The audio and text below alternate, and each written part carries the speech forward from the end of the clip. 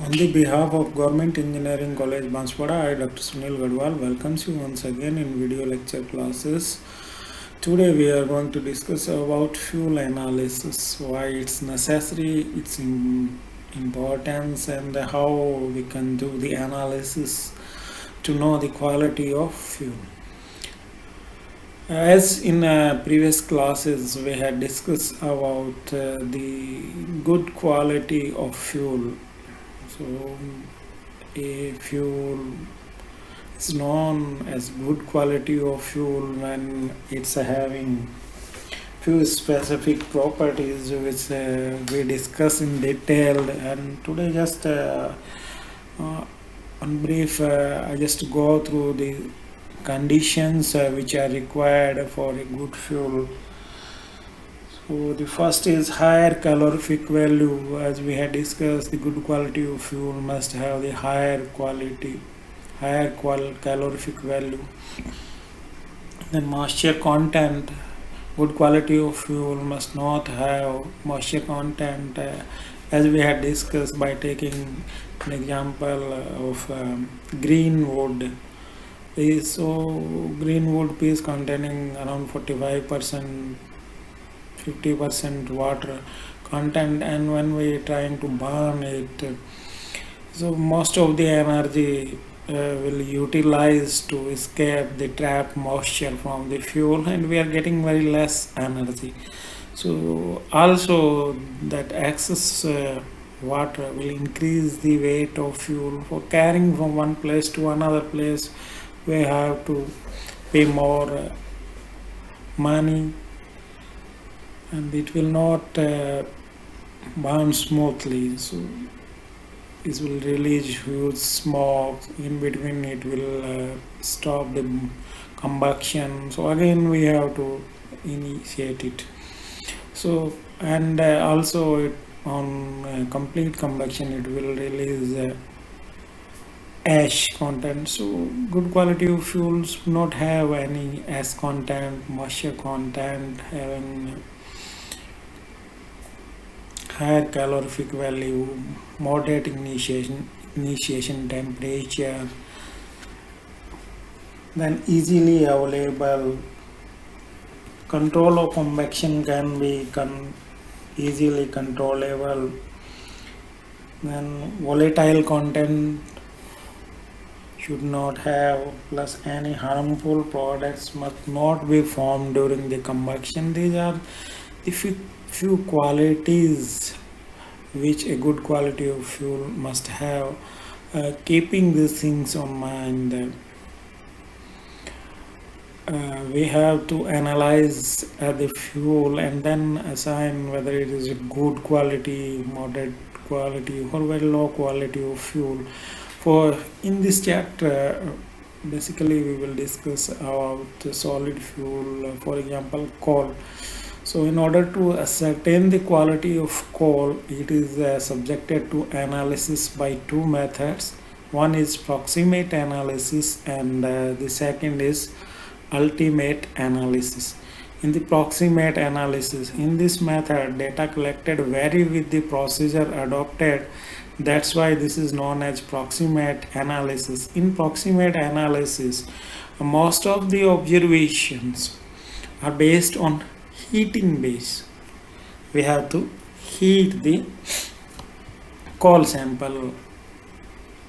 So if the heating temperature is different, we are adopting the same procedure, but a person is heating at low temperature, another person is heating at higher temperature, then the moisture content, volatile matter, this will be changed. If these two factors will change, then they will also affect the S content may not be affected, but and fixed carbon will not be affected, but the quality of fuel will change.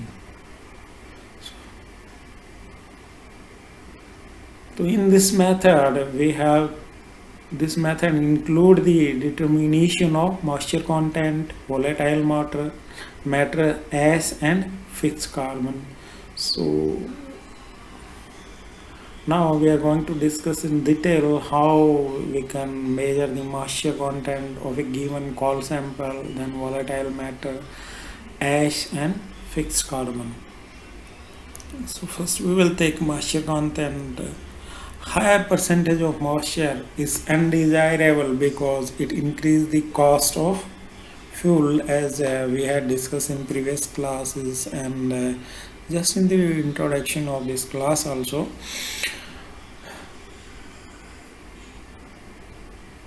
Fly ash and transportation charges. High moisture content also lower the quality and effective calorific value of coal, because most of the energy will utilize to escape this moisture content from the fuel. Hence, less the moisture content, better the quality of coal as a fuel.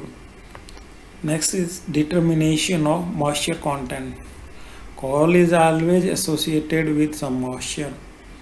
It depends upon the sources. In some of the places, moisture content may be more, and some of the some of the places moisture content may be less.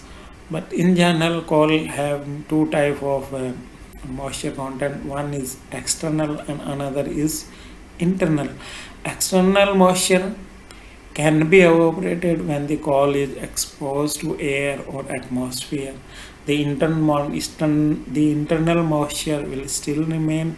When the coal is air dried, the determination of moisture is carried out on air dried basis. So some of the places where sun radiation are not that much having intensity, and we are keeping for 1 hour, it may not be remove this external moisture fully.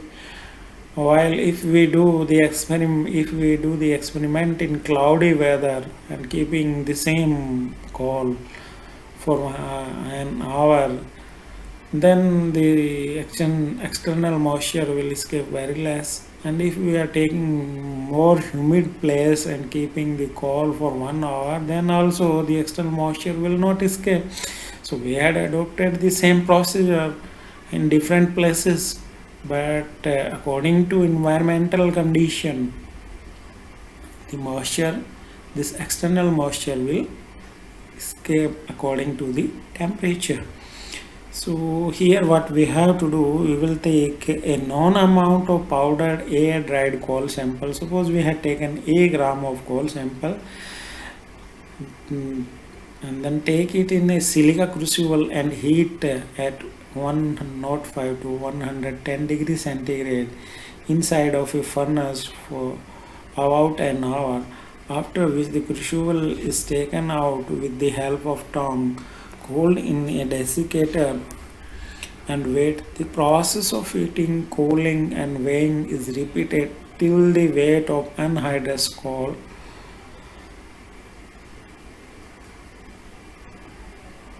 becomes constant, and it is supposed now B gram. So loss in weight is reported as percentage of moisture. So how we will do the calculation? So loss of weight due to the removal of moisture, that will be A minus B, because earlier we are having the weight of coal sample A gram. After keeping it in air dry and then in oven, it lost some weight, so that the weight, second weight will be less. So how much weight is reduced due to moisture is A minus B upon weight of coal sample taken. So that was A into 100. With the help of this formula, we will get the percentage of moisture. So in the exam, in the exam, examiner will give a problem that you had started a proximate analysis by taking 1 gram of coal sample or 1.02 gram of coal sample, keeping it 30 degree, then in oven, and find out the moisture content. So with the help of the initial weight and the final air oven drying weight, then